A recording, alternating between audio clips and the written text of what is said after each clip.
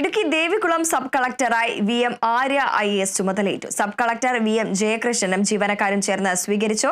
മുൻ sub collector ആരംഭിച്ച നീലക്കുറിഞ്ഞി ഉദ്യാനത്തിന്റെ വിഷയങ്ങൾ പരിഹരിക്കുന്നതിന്റെ ആവശ്യമായ ഇടപെടൽ നടത്തുമെന്ന് VM ആര്യ പറഞ്ഞു. പട്ടയ ഭൂപ്രശ്നങ്ങൾ പരിഹരിക്കുന്നതിനും കുട്ടികളുടെ വിദ്യാഭ്യാസ കാര്യങ്ങൾക്കും പരിഗണന നൽകുമെന്നും സബ് കളക്ടർ കേരള വിഷൻ ന്യൂസിനോട് പറഞ്ഞു. ദേവികുളം സബ് കളക്ടറായിട്ട് ചാർജ് എടുക്കുമ്പോൾ പ്രയോറിറ്റി എന്ന് പറയുന്നത് ഒന്ന് ദുരന്ത നിവാരണം എന്നതിനെക്കാട്ടിയും അതിൻ്റെ ഒരു പ്രിവെൻഷൻ എന്നത് എത്രത്തോളം ചെയ്യാൻ പറ്റും എന്നുള്ളതിന് ശ്രമിക്കുക എന്നതാണ്. പിന്നെ കുറിഞ്ഞിമല സംഗീതത്തിന് വേണ്ടിയിട്ടുള്ള സെറ്റിൽമെന്റ് വർക്ക് നടക്കുകയാണ്. അപ്പോൾ എൻ്റെ ടെന്യൂറിൽ പറ്റുകയാണെങ്കിൽ അത് എത്രയും മുന്നോട്ട് കൊണ്ടുപോകാൻ പറ്റുമോ അത്രയും മുന്നോട്ട് കൊണ്ടുപോകണം എന്നാണ് ആഗ്രഹം.